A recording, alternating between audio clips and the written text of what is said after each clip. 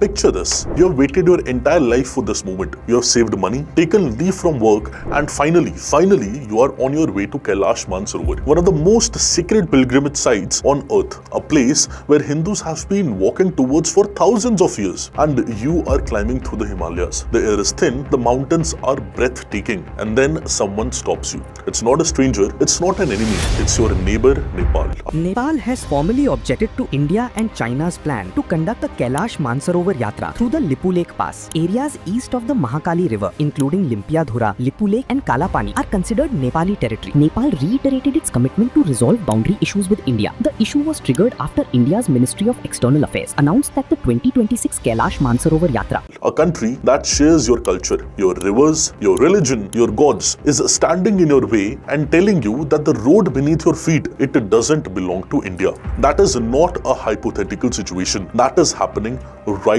now. Now I know what some of you might be thinking. This is just a border dispute between two countries. Why should I care? Let me tell you exactly why you should care. First of all, this isn't about a pilgrimage route. This is about a strategic mountain pass called Lipulekh. And whoever controls Lipulekh doesn't just control the Kailash Mansarovar Yatra route, which is revered a lot. They control one of the most important entry points into Himalayas, and a point where India, Nepal and China, again I repeat, a point where India, Nepal and China all meet. Second, India has administered this region for over 6 decades.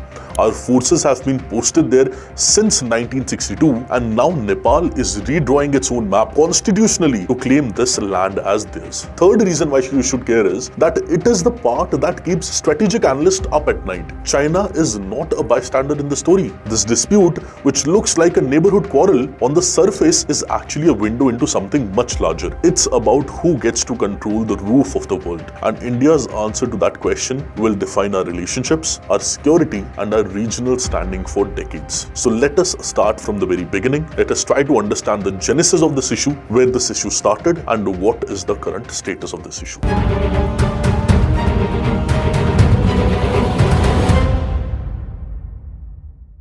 See, to understand why Nepal is claiming Lipulekh today, you have to go back to the year of 1816. The British East India Company has just fought and won a brutal war against the Gurkha Kingdom of Nepal. In this war, Nepal has lost. And like all losers of the war in that era, Nepal was forced to sign a treaty. The treaty was called Sugauli Treaty. Now the Sugauli Treaty, it drew the boundary between Nepal and British India, using rivers as the dividing line. And the river that was chosen for the western boundary of Nepal was the Kali River. Very simple enough, right? Now here is where the story gets very complicated. The Kali River is having multiple streams flowing from high Himalayas. And the question that has never been definitely answered, the question that is at the heart of this entire dispute, is that where exactly does the Kali River begin? Because wherever the Kali River will originate, that point becomes the boundary between India and Nepal. India says the river originates from the springs near Kalapani. That is India's version, that the river originates from the springs near Kalapani, which means Lipulekh, Kalapani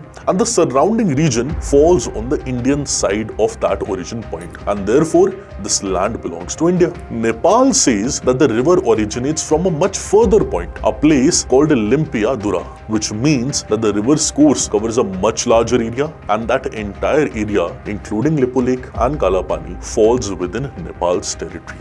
One river, two origin points, and a piece of land that both countries claim as their own. Now for decades, this actually remained quite almost academic disagreement. India administered the Kalapani region. Nepal, occasionally they objected in diplomatic notes, but the world moved on, and the dispute, it quietly gathered dust until May 2020. In May 2020, things started to change. In May 2020, India's Defence Minister Rajnath Singh ji virtually inaugurated a new constructed road, an 80-kilometer link road in Uttarakhand, connecting a town called Dharchula all the way to the Lipulekh Pass, right at the China border. The purpose of this road was very straightforward: to make the Kailash Mansarovar Yatra faster, safer and accessible to more pilgrims. Now previously the journey was very grueling. Pilgrims, they had to trek for for 90 kilometers on foot through some of the most punishing Himalayan terrain on earth. The road would cut that journey from 3 weeks to just 1 week. And India announced it, the country celebrated it, and Nepal completely lost it. Within days, Nepal's foreign minister handed over a formal diplomatic protest note directly to the Indian ambassador in Kathmandu, demanding that India stop all activities in what Nepal called its territory. Nepal's PM KP Sharma Oli himself stood up in the parliament and declared that India had made these territories disputed. And then Oli went even further. He didn't just protest through diplomatic channels, he actually redrew the whole map. And in May 2020, Nepal released an updated official map of its country. And now it showed Lipulekh, Kalapani and Limpiadura as Nepalese territory. And here's the part that stunned even seasoned diplomats. Nepal didn't just print a new map, they passed a constitutional amendment to enshrine this new map into Nepal's constitution, you see. Now let that sink in for a moment. Nepal changed its constitution to claim Indian administered territory as its own. And the vote in Nepal's lower house was actually unanimous. All 258 members present voted yes. Not a single dissenting voice was there. And it then passed the upper house also unanimously. The president signed it into a law on June 18th, 2020, and India's response was also swift and sharp. India's External Affairs Ministry stated that Nepal's move was not based on historical facts at all, and that such artificial enlargement of territorial claims would not be accepted by Indian country whatsoever. Would not be accepted by India. But here's the first thing most people don't know. The Kalapani region, which Nepal is now claiming, has been continuously under Indian administration since 1962. Indian forces first moved in during the India-China War that particular year, and since 1979, the Indo-Tibetan Border Police (ITBP) has manned the post there. For over 60 years, Indian security forces have patrolled that land. Indian infrastructure has been built on it. Indian governance has run it. So Nepal is not reclaiming something that was recently taken. They are contesting something India has held for 6 decades without serious interruptions. Now here's the second thing most people don't know, and this is where the story takes a very different turn.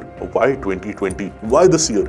Nepal and India have had this disagreement since the 1990s at least. So why Nepal chose this moment, the middle of the pandemic, during extraordinary global stress, to redraw its constitution and escalate this dispute to the highest level ever? And the answer is just one word: China. In October 2019, just months before the map redrawing, Chinese Premier Xi Jinping flew to Kathmandu for a landmark state visit. It was the first visit by a Chinese president to Nepal in 23 years. China signed agreements with Nepal on connectivity and the Belt and Road Initiative. Chinese infrastructure investments and diplomatic attention poured into the country. And KP Sharma Oli, Nepal's Prime Minister at that time, was facing severe domestic political pressure within his own party. His government was deeply unstable and he needed a rallying issue. Nationalism always works here. And what better nationalist issue than claiming land from your large neighbor?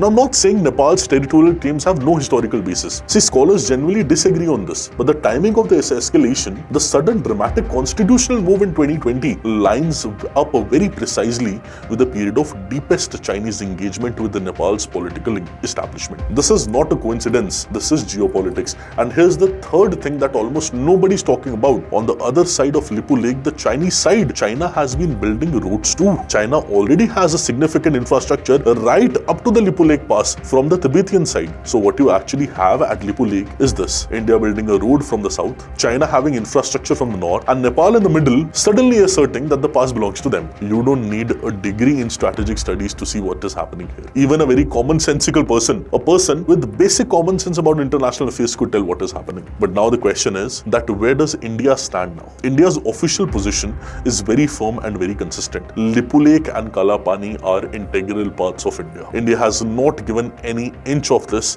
and India has continued developing infrastructure in this region. But India faces a very delicate balancing act over here. See, because Nepal is not just a neighbor. Nepal is connected to India by one of the most unique relationships in the world. Citizens of both the countries can live, work and travel in each other's country without a visa. There are Nepali soldiers in the Indian army, in the legendary Gurkha regiments. Our cultural ties, our religious ties, our family ties, they run impossibly deep. India cannot afford to treat Nepal like an adversary, that is given. But India also cannot surrender territory it has administered for 60 years, that is also given. And the strategic dimension makes this even more urgent. If India loses administrative control of Lipulekh, even if it's a slow slow erosion through diplomatic pressure, China gains a critical advantage because Lipulekh is not just a pilgrimage route, it is a military observation point. It overlooks the Tibetan plateau. It is part of the largest strategic chain that India relies on, its Himalayan security architecture. Losing Lipulekh would mean losing eyes on China's movement from this angle. And given what has happened in the Galwan Valley, we can't forget in June 2020, where 20 Indian soldiers they lost their lives in the deadliest clash on the India-China border in the last 45 years. India cannot afford to be strategically blind anywhere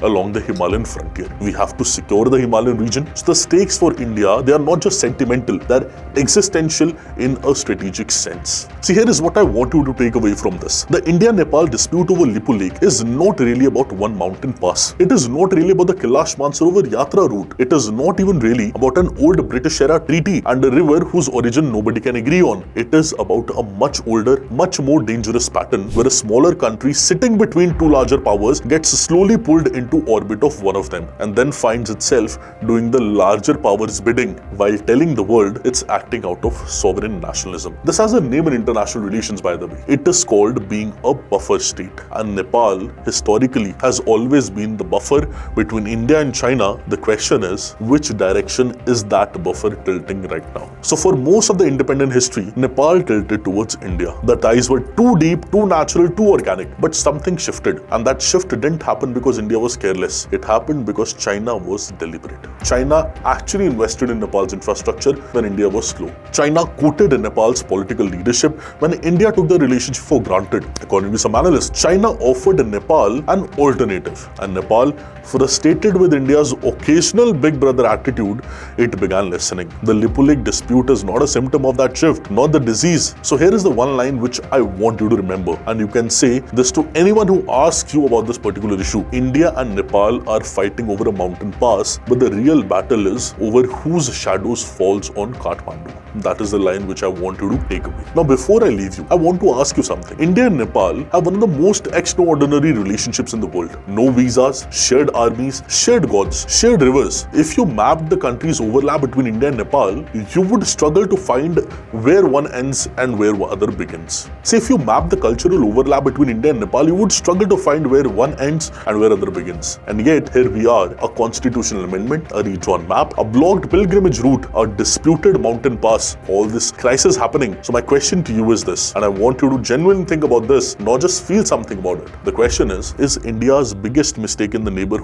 not military, not strategic, not diplomatic, but emotional? Is it India's mistake? Did we assume that shared culture means shared loyalty? Again, a question. Did we take Nepal for granted simply because Nepal felt too familiar, too close, too ours to ever truly turn away? Was that our mistake? Because if that's the mistake India made with Nepal, a country that shares our gods and our soldiers, imagine what other assumptions we might be making elsewhere. See, the mountains are watching, and so is Beijing. Think about this issue because it is very, very critical, and try to answer this question of mine in the comment section. I hope you gained a new perspective from this session. All the very best and have a beautiful day. Thank you.